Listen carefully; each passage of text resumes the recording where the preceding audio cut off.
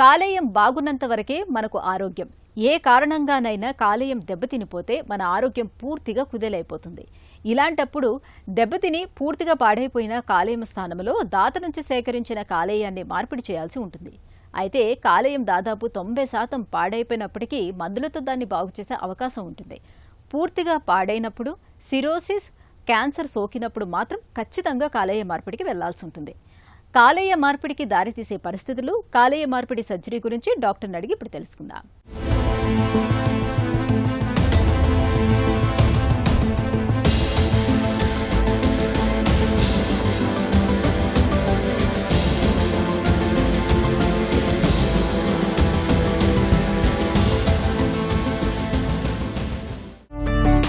కాలేయ మార్పిడిని ఎప్పుడు, ఎవరికి, ఎలాంటి పరిస్థితుల్లో సిఫారసు చేస్తారు? సో కాలేయ మార్పిడి అంటే పూర్తిగా డ్యామేజ్ అయిపోయిన లివర్, అంటే ఇంకా లివర్ ఇంకా మెడిసిన్స్ తోటి ఇంప్రూవ్ అవ్వదు అన్న స్టేజ్కి వచ్చినప్పుడు కాలేయ మార్పిడి చేస్తాం. ఇప్పుడు లివర్ పర్మనెంట్ డ్యామేజ్ అయిపోయి గట్టిగా రాయిలాగా తయారయ్యి దానివల్ల రక్తనాళాల్లో ప్రెషర్ ఎక్కువ, బ్లడ్ వామిటింగ్స్ వస్తాయి, లివర్ సెల్స్ పనిచేయక జాండిస్, కోమాలోకి వెళ్ళటం, బ్లీడింగ్ ప్రాబ్లమ్స్ ఇవన్నీ స్టార్ట్ అవుతాయి అనమాట. సో దాన్ని డీకంపెన్సేటెడ్ సిరోసిస్ అంటారు. సో ఇది most common cause for indication liver transplantation. రెండోది liver tumours, liver cancers. So liver గడ్డలు, చిన్న చిన్న గడ్డలు ఉంటే వాటిని సర్జరీతో తీసేయచ్చు, లేకపోతే రేడియాలజీతో కానీ బర్న్ చేయొచ్చు. కానీ లివర్ గడ్డలు పెద్దగా ఉండి లివర్ బాగా డ్యామేజ్ అయిపోయింది అనుకోండి, దెన్ అది సర్జరీతో చేయలేము, మందులతో కంట్రోల్ అవ్వదు. అప్పుడు లివర్ మార్పిడి అంటే liver transplant is the best option. మూడో ప్రాబ్లం ఎందుకంటే అక్యూట్ లివర్ ఫెయిల్యూర్. ఇది ఒక చాలా serious problem. Fortunately it's not very common, కానీ మనం ఇప్పుడు ఇంకా ఎక్కువ చూస్తున్నాం దీస్ డేస్. ఏమవుతుందంటే ఇప్పుడు సిరోసిస్ అనుకోండి, ఎన్నో సంవత్సరాల మీద లివర్ నెమ్మదిగా డ్యామేజ్ అయ్యి ఒక స్టేజ్కి వచ్చి ఎండ్ స్టేజ్కి వస్తుంది అనమాట. అక్యూట్ లివర్ ఫెయిల్యూర్లో కాదు, సడన్గా విత్ ఇన్ డేస్ లివర్ నార్మల్గా ఉన్న లివర్ కంప్లీట్గా పాడైపోతుంది. అది ఎందుకు అవ్వచ్చు? వైరస్ ఇన్ఫెక్షన్స్ వల్ల అవ్వచ్చు. రెండో కాజ్ దీనికి కొన్ని మందులు మనం డాక్టర్లు ఇచ్చిన మందులే కరెక్ట్ డోసులు వేసుకోకపోతే, లేకపోతే కొన్ని నాటు మందులు ఉంటాయి, వీటి వల్ల కూడా అక్యూట్ లివర్ ఫెయిల్యూర్ వస్తుంది.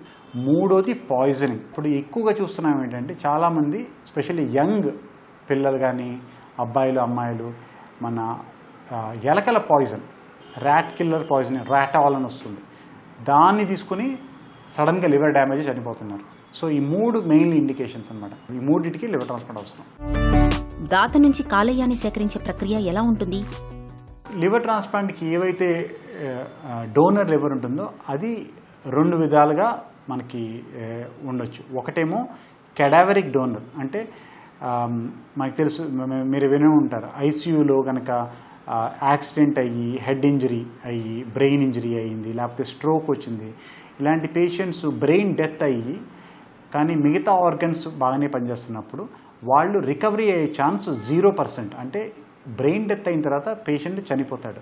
ఆ టైంలో ఆ పేషెంట్ ఫ్యామిలీ మెంబర్స్ కనుక ఒప్పుకుంటే వాళ్ళ నుంచి సర్జరీ చేసి ఆర్గన్స్, లివర్ కానీ కిడ్నీస్ కానీ హార్ట్, లంగ్స్ ఇవన్నీ తీసుకుని వేరే పేషెంట్స్కి ట్రాన్స్ప్లాంట్ చేస్తాం. మన దేశంలో మిలియన్ పాపులేషన్కి ఒక్కళ్ళే డోనర్ ఉంటున్నారు. సో దానివల్ల ఏమవుతుందంటే పేషెంట్లకి ట్రాన్స్ప్లాంట్ అవసరం వాళ్ళు చాలామంది ఉన్నా కూడా అన్ని కెడావర్ డోనర్ ఆర్గన్స్ లేవు. దీనివల్ల మనం సర్జన్స్ ఏం చేశారంటే లివింగ్ డోనర్ ట్రాన్స్ప్లాంటేషన్స్, అంటే పేషెంట్ వాళ్ళ ఫ్యామిలీలో డోనర్ ఎవరైనా ఫ్యామిలీ మెంబర్ కనుక వాళ్ళ నుంచి డొనేట్ చేస్తే పార్ట్ ఆఫ్ ద లివర్, దాంతో ట్రాన్స్ప్లాంట్ చేయటం. డోనర్కి ఈ ఆపరేషను చేయాలంటే ఫస్ట్ డోనర్కి చాలా టెస్టులు చేస్తాం. అన్ని టెస్టులు చేసి డోనర్ హెల్దీగా ఉన్నారు, డోనర్ లివర్ హెల్దీగా ఉంది, అది సేఫ్గా మనం ఈ ఆపరేషన్ చేయొచ్చు, డోనర్కి ఏమీ రిస్క్ లేదు అని మనం కన్ఫర్మ్ చేసుకుంటేనే మనం ఆ స్టెప్కి వెళ్తాము.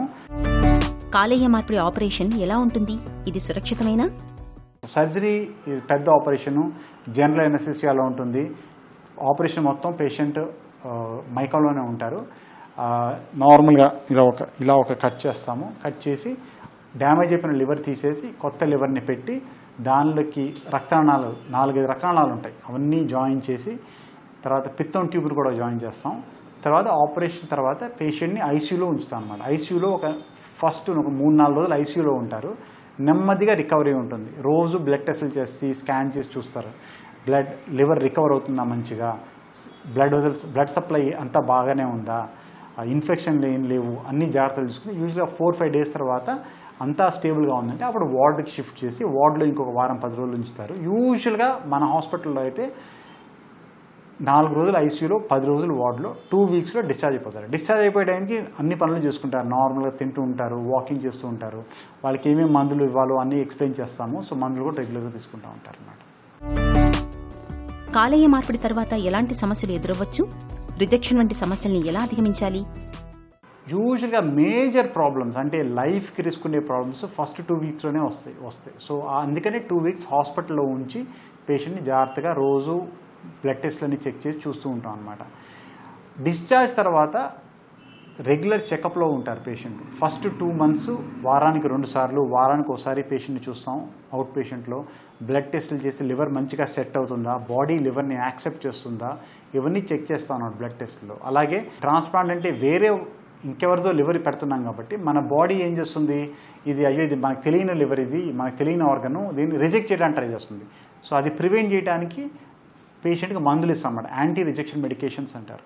లివర్ రిజెక్షన్ అంటే ఏంటంటే ఇప్పుడు మన బాడీలో వేరే వాళ్ళ అవయవం పెడుతున్నాం కాబట్టి మన బాడీ ఏం చేస్తుంది, దానితో ఫైట్ చేయడానికి ట్రై చేస్తుంది అనమాట. దీన్ని ఎక్యూట్ రిజెక్షన్ అంటారు. ఆల్మోస్ట్ 30 to 40% అంటే 100 మందికి ట్రాన్స్ప్లాంట్ చేస్తే మనం 40 మందిలో లివర్ రిజెక్షన్ వస్తుంది ఫస్ట్ 3 మంత్స్లో. కానీ 97 to 98% రిజెక్షన్స్ని మనం వెంటనే డిటెక్ట్ చేస్తే కంప్లీట్గా క్యూర్ చేయొచ్చు. సో లివర్ రిజెక్షన్ అనేది భయపడేది లేదు. కాకపోతే ఏంటంటే అది మనం ఎంత త్వరగా దాన్ని పట్టుకుంటే అంత మంచిది. అందుకనే రెగ్యులర్గా బ్లడ్ టెస్టులు చేస్తాం ఫస్ట్ 2-3 మంత్స్. ఫస్ట్ సిమ్టమ్స్ ఇప్పుడు బ్లడ్ టెస్ట్లోనే ఉంటాయి.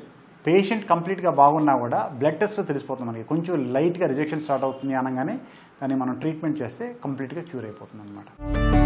కాలేయ మార్పిడి చేయించుకున్న తర్వాత జీవనశైలిలో ఎలాంటి జాగ్రత్తలు తీసుకోవాలి?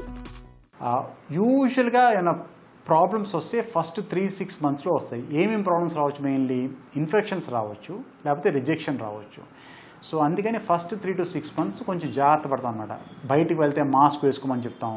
క్రౌడెడ్ ప్లేసెస్ అంటే బాగా పెద్ద పెద్ద పెళ్ళిళ్ళకి లేకపోతే ఎగ్జిబిషన్స్కి ఇలాంటివి వెళ్ళినప్పుడు మనం మాస్క్ వేసుకోవాలి. బయట మంచినీళ్ళు తాగకూడదు, హోమ్ ఫుడ్ తినాలి, హ్యాండ్ రబ్. మనం కరోనా టైంలో చూసిన ప్రికాషన్స్ అన్నీ యూజ్ చేయాలన్నమాట ఫస్ట్ 3 to 6 మంత్స్ వరకు. యూజువలీ 6 మంత్స్ కల్లా మన బాడీ యాక్సెప్టింగ్ ఇంప్రూవ్ అయిపోతుంది, మందుల డోస్ కూడా తగ్గు అవుతుంది. కాబట్టి they can continue to have a normal life after that. వాళ్ళు నార్మల్గా జాబ్ చేస్తున్నా, స్కూల్కి వెళ్తున్నా, కాలేజ్కి వెళ్తున్నా, గేమ్స్ ఆడుతున్నా, జిమ్కి వెళ్ళాలన్నా అన్నీ చేయొచ్చు. డైటరీ రెస్ట్రిక్షన్స్ కూడా ఓన్లీ ఇనీషియల్గా ఫస్ట్ 2-3 మంత్స్ కొంచెం జాగ్రత్తగా తీసుకోవాలి. తర్వాత లాంగ్ టర్మ్ అంటే 2 years, 3 years, 5 years, 10 years, 20 yearsకి మనం నార్మల్గా ఏదైతే తింటామో ఫుడ్ అన్నీ తినొచ్చు. కాలేయం దెబ్బతింటుందని పరీక్షల్లో తెలిసినప్పుడు మందులు, చికిత్సల సాయంతో దాన్ని కాపాడుకునేందుకు ప్రయత్నించాలి. కాలేయం పూర్తిగా దెబ్బతిన్నప్పుడు మాత్రం ఖచ్చితంగా లివర్ ట్రాన్స్ప్లాంటేషన్కు వెళ్ళాలి.